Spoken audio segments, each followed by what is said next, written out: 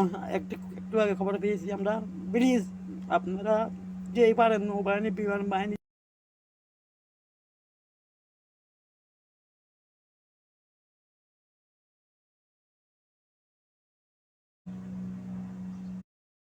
আসসালামু আলাইকুম। প্রিয় দেশ প্রিয় সেনাবাহিনীর কাছে আগুন আবেদন করেছি, আপনারা যে করে হোক হেলিকপ্টার নিয়ে পরশুরাম মানুষদেরকে বাঁচান।